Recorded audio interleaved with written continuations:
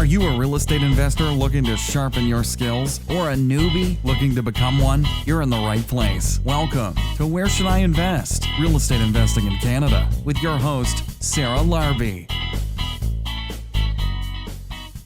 Hey everybody, this is Sarah Larbi and welcome to another episode of Where Should I Invest? Today's guest is DJ Hume from Ohio, and I usually record these, as you guys know, months in advance, but I really wanted to put this forward because we were talking about some real, true, relevant things like what the hell is happening with the economy right now and this whole coronavirus. Like none of us have a crystal ball, but I will tell you, if you've got some things that you want to refinance, this is probably a good time to do so. Get ready for some potentially really good opportunities. And again, I do not have a crystal ball, but that is what I am doing with mine. I'm refinancing a little bit of things that I have some equity in that hasn't been done yet. And I plan on looking for some great opportunities. So no sense to be fearful. You ideally bought on cash flow.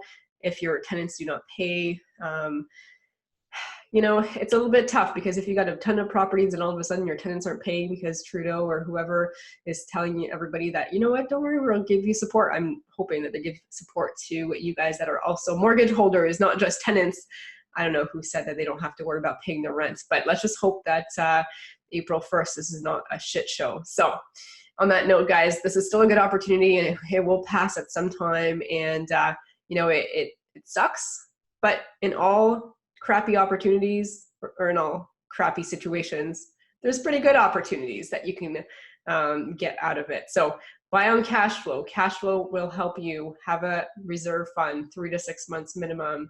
That will help as well should all your tenants all of a sudden stop paying for their rents because they've been sent home and quarantined and haven't been able to work. So also, keep in mind, some of my tenants that are on disability, well, that's probably more of a sure paycheck coming in now versus the tenants that are working hourly. So when you are screening tenants and you're putting different tenants in different properties, it's always good to have different ones with different types of incomes. It spreads the risk a little bit as well. Social assistance, might not be for everybody. I mean, you can't really discriminate, but maybe you have preference towards one or the other. But right now it might be a little safer than a blue collar hourly job. Just saying. With that said, guys, I wanted to bring this podcast forward. We talked a little bit about, being prepared on the podcast with DJ and just, don't go crazy. Don't hog the food. We will get out of this just like we got out of SARS, just like we got out of the 2008 crisis. Again, it's just a matter of time. And after a while, again, things will keep going and this will be further and further in the distance. So look at the opportunity and, take that opportunity to stay out of the fray, as they say, as Don Campbell used to love saying, and then you will come out ahead. Great opportunities are going to be coming up, in my opinion. So if you've got something to refinance, my take is probably go and refinance. They're going to look at some good comps, and who knows what's going to be, in 3-6 months with the market. And if everyone's already all going to refi their properties, maybe at some point it's going to delay the process. So hopefully I didn't just ruin that for myself. No, I'm just kidding. Just kidding, guys. Anyways, hope you enjoy the show and the podcast. And if there's anything I can do to help you, reach out to me at sarah@sarahlarbi.com or go on my website, sarahlarbi.com. See you guys soon. DJ, welcome to the show. How are you? I'm doing good, Sarah. How are you? Good. I'm actually super excited to have you. And we were actually talking before we started recording, and I'm like, you know what, I have to pause it because we've got some great content and I really want to be able to record some of this stuff. So usually, we start by how did you get into real estate and blah, blah, blah, but I'm going to switch it up and then we'll get into that. Because right now we are in the midst of this craziness with COVID-19. And as real estate investors, we've got some concerns or some opportunities. And so I just wanted to record some of that conversation that you and I are having, and then we'll get into how you got into real estate and all that good stuff. Absolutely, yeah. So it's getting crazy where I'm at. I'm here in Ohio. Absolutely. So what's happening in Ohio right now? So let's see, we shut down the schools last week. This week, or just yesterday, we shut down all the restaurants. So you can only do carry out and take out. Jobs I think are being lost left and right now, unfortunately.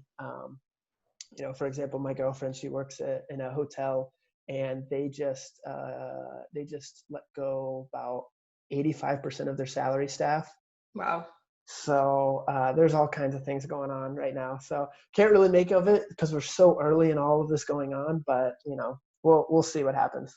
Yeah, absolutely. So Canada just closed its borders. So unless you live or you're a permanent resident of Canada, you are not coming into the country just to visit. So that was announced today, and literally everything is starting to close. It's really like one day at a time. And my gym closed today, and everything that's non-essential is starting to close. You were talking about the restaurants as well on your end, right? Restaurants are doing restaurants, all kinds of stuff. Just about if there's any social gathering aspect at all, it's closed. Yeah, we had a Right Club, like we're going to have like our big anniversary because we do real estate education meetings every single month. So we have like anywhere between 200 to 300 investors that come out. We're going to have to do it virtually this time around on March 26th. Oh my gosh. And you know what I realized? Like, we're all stuck at home, working from home pretty much. And it's what everyone's talking about. And it's the only thing on the news, and everything seems so negative that I almost try not to watch the news because you get so worried and so worked up about what's happening on like an hourly or minute basis that you forget that, like, hey, we still have a life to live, right? We're going to go on either way.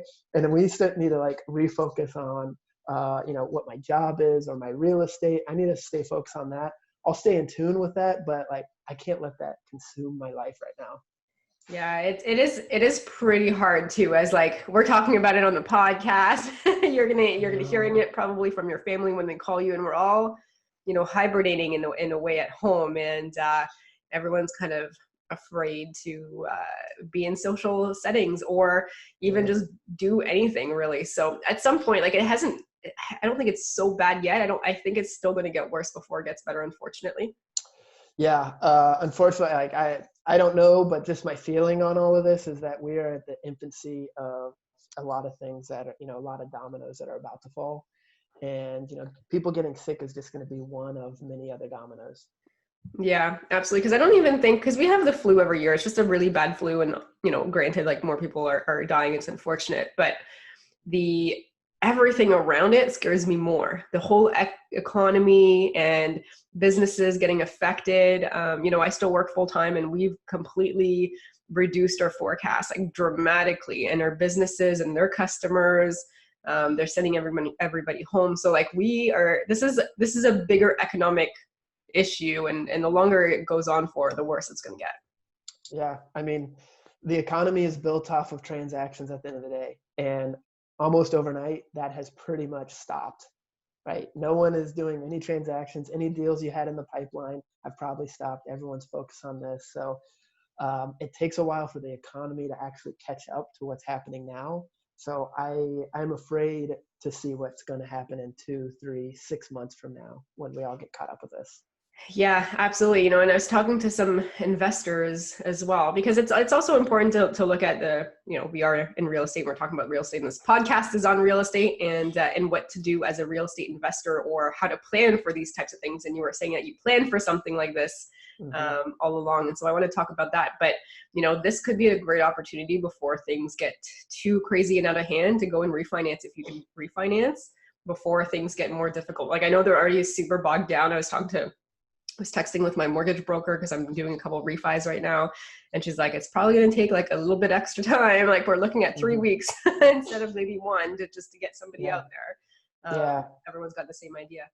Yeah, exactly. So I'm in the middle of a refinance right now. We're just getting the appraisal back. So hopefully that comes back with some really good rates and we can refinance that, open up some cash. So that's always great to have on hand, especially in a scenario like this.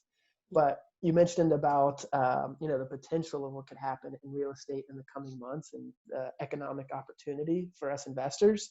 So everyone listening, depending on wherever you're at in real estate, I've been telling all my students this, is if you have been thinking about investing in real estate, and you've been putting it off for whatever reason, start getting educated right now on how to invest in real estate. One of the best opportunities, in my opinion, to purchase real estate is going to be coming up in the near future. I don't know exactly when, but it's going to be here very, very soon. And you want to be ready to go. Like, you want to know, be learning, know what to look for, what to invest in, because this is going to look probably similar to the '08 crisis. You know what? And you bring a great point, because this is where a lot of people are going to be waiting on the sidelines, and then it's going to be too late because they're still going to be waiting on the sideline when it starts to go up again. But we've had an insane market in Ontario. That's where I live, in near Toronto and Oakville. But even just southwestern Ontario, like, it's just been multiple offers. It's hard to find cash flow deals. You can still find them, but you got to go out further. Mm-hmm. And this is going to be a great opportunity not to have to compete with like 20 other people on the same deal. Tons of great opportunities. This is where it's good to have cash ready to be able to buy, though.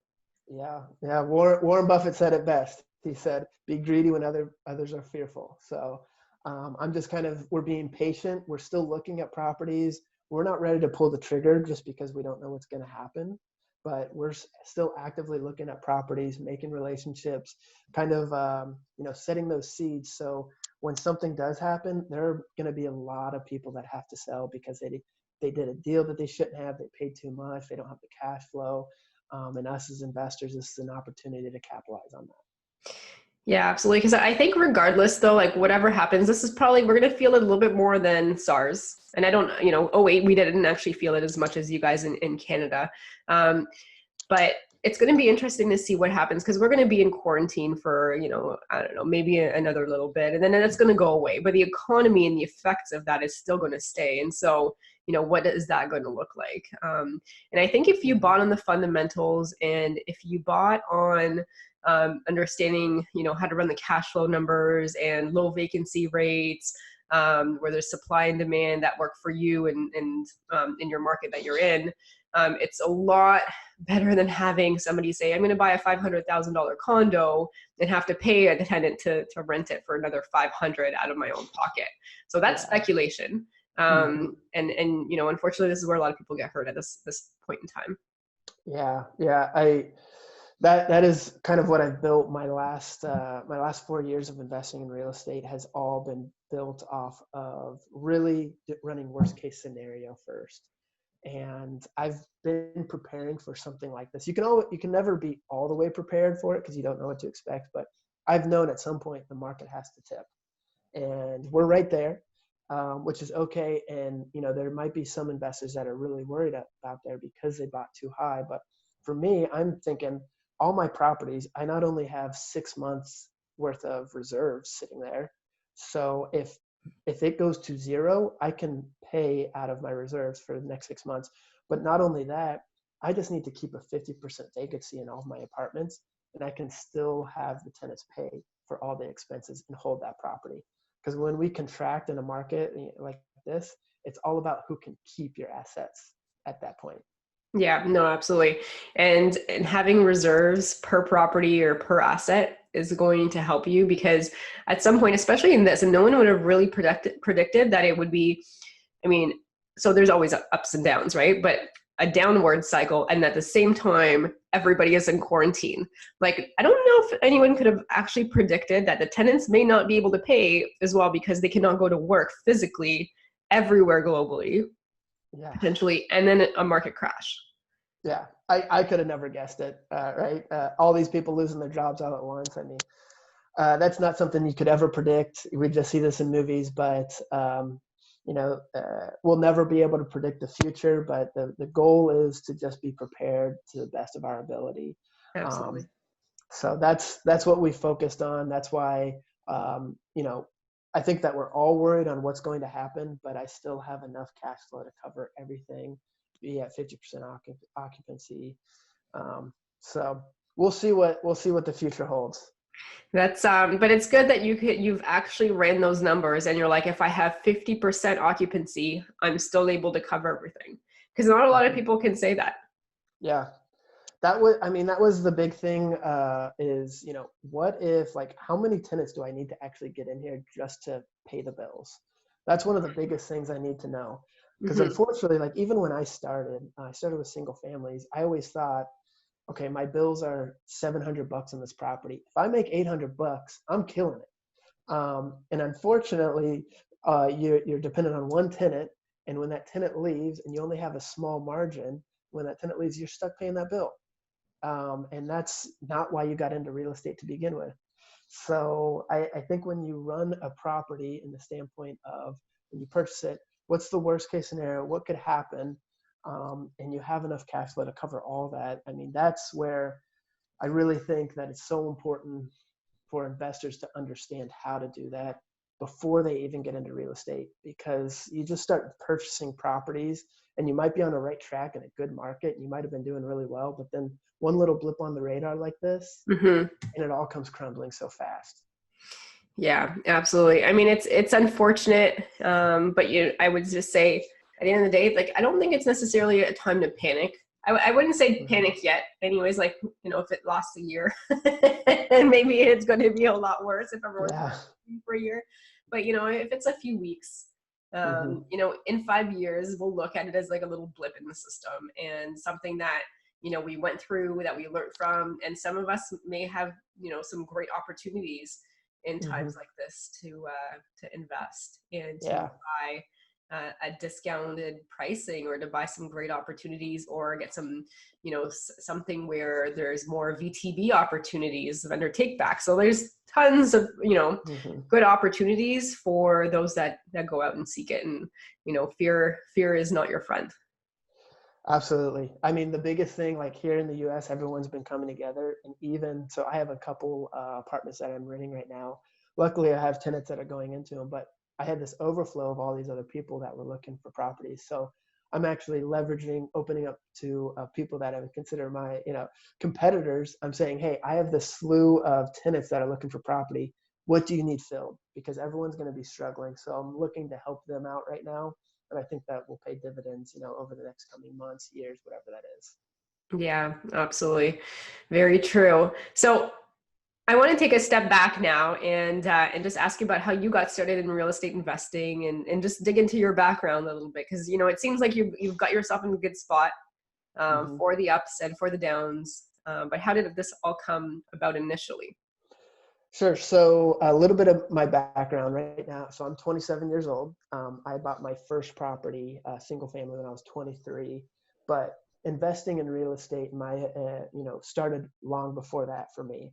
I went to school, a small school in Grand Rapids called Davenport University, and I played hockey and lacrosse up there. And there was a parent that always came to our games on the weekends. So we'd play on like a Saturday or Sunday, but the dad would always come on like a Wednesday or Thursday. He'd always take a bunch of us out and having a good time, spending all this money. I'm like, what does this guy do? So turns out he's in real estate, and I'm like, all right, I don't know anything about real estate, but I want to be able to do that. So I just saw the freedom, and he had all this money, and I was like, whatever it is, I'm doing that. So that's when I started to look into real estate and understand real estate. I read a bunch of books, did a lot of Googling, education, things like that, while I was in school. So I knew that coming out of school, I wanted to be in real estate in some way, shape, or form. I wasn't exactly sure. So like I said, I purchased my first single family property, 23 years old, just got my first job. I bought it for $80,000. But I knew I had a good deal when I bought it. This was a property that was probably worth 120 as is sitting there, but I knew I had to put in some sweat equity. So put in some sweat equity for about a year, lived in it, fixed it up, fixed up the bathroom, the kitchen. Didn't know anything about how to fix up property. So I had YouTube in one hand and a hammer in the other. Um, and that is how I initially got into real estate. And through that, I've been, the last 4, maybe 5 years, going on 5 years now, been able to scale that. It was initially single family for the first 4 or 5 acquisitions. And then the last 2 years, I've flipped that into multifamily. Okay, amazing. So now that you're in multifamily, and you've got, I think I was reading 2 buildings. How did you go ahead and acquire those, and why did you get into multifamily? So it really became because when I was doing single families, I was doing really well in them, but I would go and buy a property, and then it took forever to either get more cash or whatever or if I needed to fix it up, and I would have all my focus on there. Um, so it ended up taking so long to acquire next property. I'm like, all right, I need to change this formula up. I need to move faster in some way, shape, or form. So I started looking at all these like other ways to invest, and I came across multifamily. I always thought that I needed to like have all kinds of money and be some guy who had like millions and millions of dollars. But the more I dug into it and learned about it, I realized that that's not really the case. So I studied multifamily properties for about a year and a half, and then I was ready to pull the trigger. So I looked for about 8 months. I probably looked at 50 plus multifamily properties. Had no idea what I was talking about. Just listened to like what the words are, just acting like I knew everything. And that's also, boots on the ground. I learned a lot that way. But my first deal is an 8 unit here in Cincinnati, Ohio, downtown. And I did a syndication deal with a couple people, a couple investors. And I had to prove to them that I knew what I was doing. So if I was going to take someone else's money, I need to make sure I knew what I was doing. So did a lot of practice underwriting prior to getting that deal. So when I actually had that deal and knew it, it was literally right next door to where I lived at the time. Was on the market for about 3 hours. I had it under contract right after that. Nice. That's awesome. So how much was that property? That property was $790,000. Okay. And how much is it worth after I'm guessing you refinanced it. You essentially need to increase the NOI. So increase the income, decrease the expenses. So what did you do to it, and how much is it worth today? So I love this property because the value add opportunity was not actually fixing it up, which is the typical tradition of, updating kitchens and doing all that. It was just mismanaged from the get-go. So I think rents when I purchased it were like $700 roughly per unit. And within 2 months, I had those up to $985. And now I'm getting it refinanced, and I think it's going to be refinanced for a little over $1 million. And I've only had it for 9 months, 10 months. What cap rate are you basing that off of? So we trade between a 6.5% and 8% here in Cincinnati. So Okay. recently, the last month or so, everything's been trading at 8, but prior to that, it was more in a 6.5. So I just put it at a 7. Okay. All right. Right in the middle, I guess. Mm-hmm. Pretty much. Yeah. So when you're saying that you're raising the rents, almost $200, I'm guessing that you guys don't have any rent controls where you are, but correct me if I'm wrong, because I don't know your market. No rent controls. That's I'm a little jealous. Yeah. I won't lie, because so anything that's built and finished after November of 2018, that's exempt. But anything prior to that is this year's 2.2% increase, which is not a whole lot if you think about it. It doesn't go very far. So I specifically only invest in areas where there's not rent control or, what do they call that? Lease stabilized control. And my focus is really like that blue collar workforce area, in a good area. Cincinnati is a great market where we've invested a ton of money in the infrastructure. So I'm investing in a growing population where jobs are popping up everywhere. So it allows me to be very flexible and be able to push rent up because I have people from all over the country coming in. Okay, so it still has some of the fundamentals. What about vacancy rate? Vacancy rate, I don't know everyone else's. I'm turning our units in 3 days, so it's virtually so there's like there's 98%. barely any vacancy. So essentially, you get one person moving out, another one coming in. Yeah, but vacancy is your biggest expense, or tenant turnover is your biggest expense, and we know that. So I take a big precedence on getting in front of our tenants, communicating with them, letting them know what's going on. So I usually get a 60-day advance notice on everything. So I'll have it already rented by the time they're ready to go. And I'll plan on having my guys, I give them about 1 day to go in, paint, clean it all up, do whatever they need to do. So that I'll have that new tenant coming in on like the 2nd. So I'm trying to reduce my biggest expense. I'm trying to reduce that and compress it as much as I can. That's awesome. Just out of curiosity, so if you have them come in on the 2nd, are they paying for 1 day less for that month? Yeah, I have it prorated. Okay. All right, good. And how does it work? Do you take first and last month's rent? Nope. So we just do a security deposit of 1 month's rent, and then they just pay throughout. Okay. All right. So yeah, no, it's quite interesting to see like the different areas. Like a lot of the fundamentals and the basics of real estate investing is similar between probably, globally. But there's so many differences, especially when it comes to financing, legal stuff, tax, implications. It's completely different, like Canadian versus US. And it is, it's always so interesting to see like the different markets and what your money takes, where it goes and what it allows you to buy in each market. So very cool. So what's next for you? So right now we're really looking at expanding. We're looking at getting into some bigger properties. Really our main focus is probably Midwest overall. And that could be Cincinnati, Columbus, Cleveland, Indianapolis area.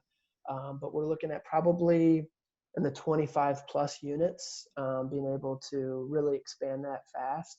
But the value add is really our bread and butter. We have a great team that can add value really quick. So we try to do that within 12 months. And any investors that I bring in, my goal is to have them paid back in full within 18 months. How are you finding your investors? Like, where do you find them? So I haven't really, it started with my close circle because I wanted to make sure that they trust me and they know, and I could explain everything that I was doing. And then since then, it's just been word of mouth. So I do absolutely no advertising, no soliciting or anything like that. I just say, hey, if you enjoyed your experience with me and you thought I was transparent, you thought it was a good investment, would love to have you reinvest in the next property, but go tell a couple friends that you think that would be a good fit. I really like that because it's kind of a close-knit group, and it's important that your investors are the right investors, because so many times you don't want someone that's always nagging you or doesn't understand what you're doing and they're questioning you, because that puts pressure on the operator. So I want them to be part of an intertwined group that knows exactly what I'm doing.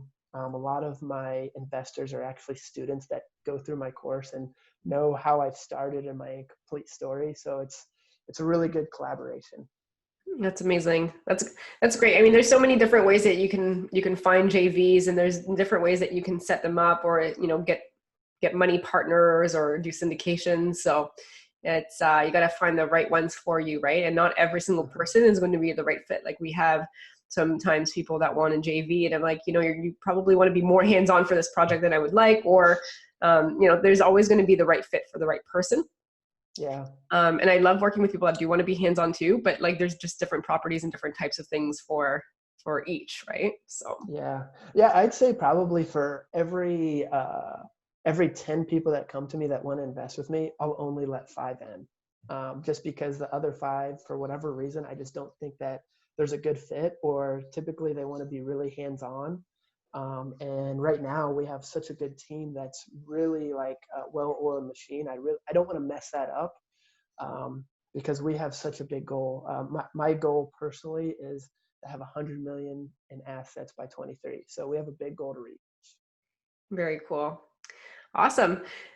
So the next part of this podcast is our lightning round. So I'm going to ask you a series of 5 questions. You can give me the first answer that comes to mind. Ready? Okay, let's do it. Question number 1, what is your favorite real estate investing book ever? I would have to say The Cash Flow Quadrant.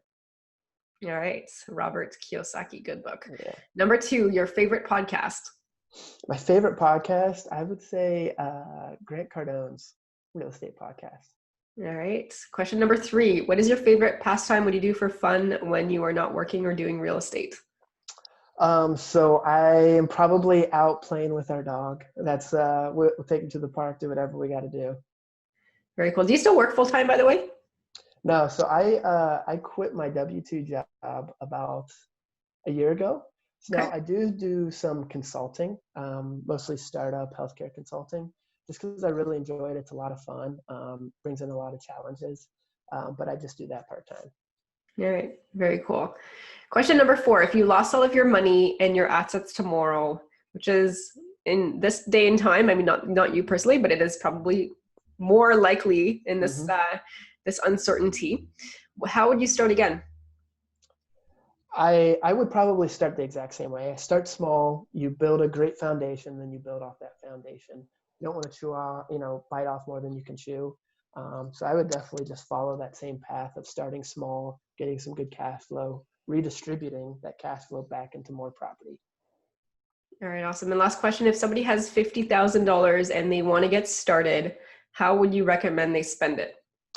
Invest with me. No, the best way I think is to learn from someone that's doing what you're doing. So if that's JVing with them, if that's investing with them, or if that's just being, using them as a mentor, most importantly, you want to learn from someone that's in the shoes that you want to be in. Learn from their mistakes so you don't have to make them yourself. All right, great advice. If the listeners wanted to reach out and know more about you, where can they go? Sure. So you can follow me on Instagram at DJ Hume Official, or you can go to my website. It's djhumeofficial.com. All right, amazing. Any final last words of advice for the listeners? No, actually, yeah. So with all this going on, there's all kinds of confusion on what's going on. You need to make sure that you stay focused on what your goals are. If that's in real estate, stay focused on that. Don't let all the outside noise get in the way of your goals, because this is going to pass at some point. It might be a year, it might be 5 years, but we're going to keep living and we're going to move on from this. So you need to make sure that your life keeps moving as well. Yeah, great advice. And I don't think it'll be 5 years, but 1 year is probably pretty, pretty up there. And again, no one has a crystal ball. Maybe it is 5 years. I hope not. You never know. On that note, thank you, DJ, for being on the podcast. And thanks for sharing your knowledge and your insights. Absolutely. Thanks, Sarah. Thanks so much for listening to Where Should I Invest with your host, Sarah Larbi. Make sure to listen in next time. We'll catch you on the next episode of Where Should I Invest?